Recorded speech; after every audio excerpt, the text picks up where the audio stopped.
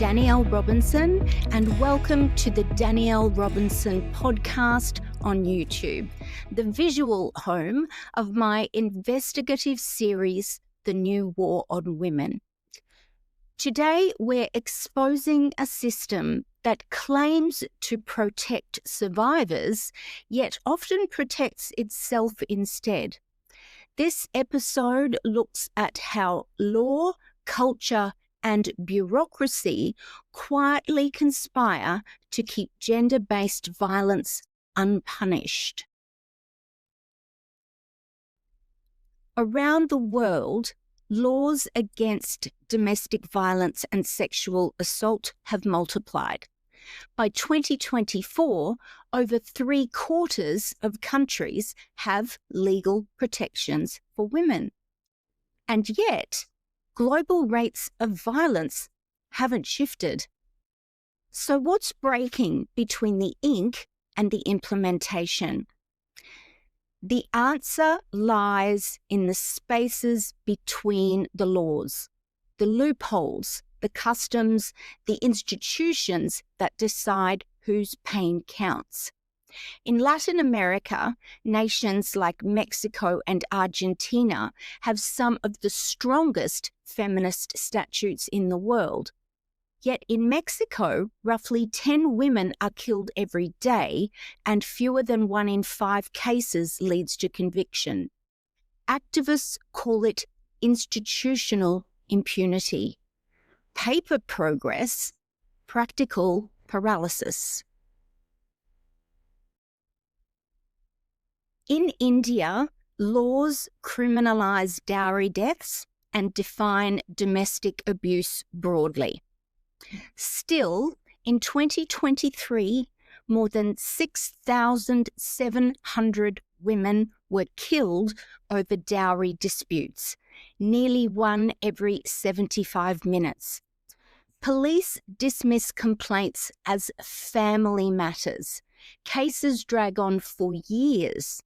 Some survivors face countersuits from their abusers, claiming false allegations. India's Supreme Court called it patriarchal inertia, the tendency of law enforcement to uphold culture rather than justice. Misogyny doesn't always wear a uniform. Sometimes it wears a badge. In the United Kingdom, coercive control became a criminal offence in 2015. It was hailed as revolutionary, proof that psychological abuse finally counted. 8 years later, conviction rates hover around 6%. The law exists, but the culture resists. Police mishandle digital evidence. Prosecutors struggle to prove a course of conduct. Survivors withdraw exhausted. The question judges still ask isn't, what did he do? It's, why didn't she leave? Sociologists call this administrative violence, harm inflicted by bureaucracy. It's what happens when protection becomes paperwork. A survivor waits hours to file a report. Evidence goes missing. Hearings are adjourned 20 times.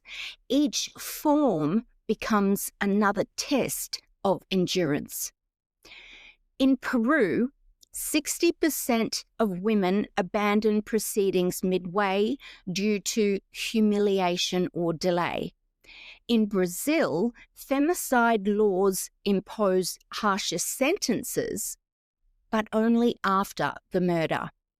And in Argentina, mandatory gender training sessions often devolve into tick box exercises. Justice performed without conviction becomes theatre. Across cultures, language protects the perpetrator. Lovers quarrel, matrimonial dispute, adjustment failure.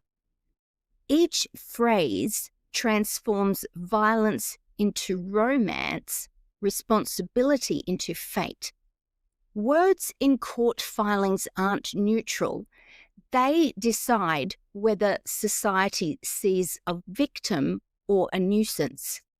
When culture reinforces impunity, law alone can't dismantle it.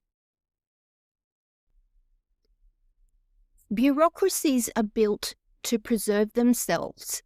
In 2024, a global review found that less than 15% of judges had formal training on gender-based violence. Marital rape remains legal in over 30 countries. Shelters and witness protection programs are chronically underfunded. This is how impunity becomes architecture, brick by bureaucratic brick. A woman reports assault. Police delay the file. Medical proof fades. The case collapses. He walks free, statistically clean, legally untouchable, socially intact. Not an accident, a design. But walls crack.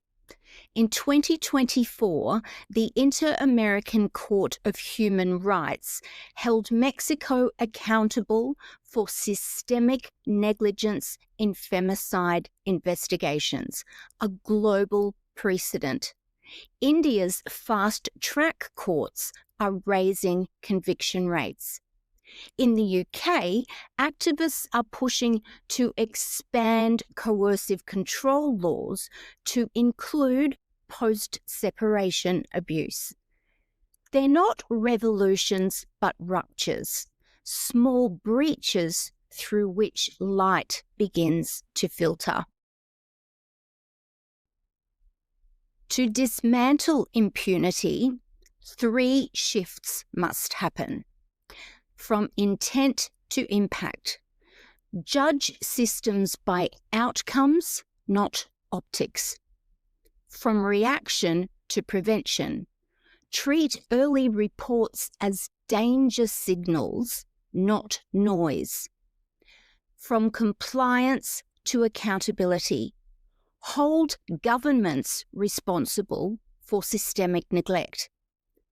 Because a law without implementation is decoration, and justice delayed is violence prolonged. For too long, women's safety has depended on endurance, navigating systems designed to exhaust them. Endurance should never be a prerequisite for justice. The next frontier of this fight isn't just against individual perpetrators. It's against the systems that shelter them. Impunity isn't the absence of law, it's the abundance of it without accountability. If this episode resonated with you, please subscribe, ring the bell, and share it to help others find this conversation. And if you'd like to dive deeper, the full investigative series, The New War on Women, with complete research, case studies, and survivor testimony, is now streaming on Spotify and Apple Podcasts.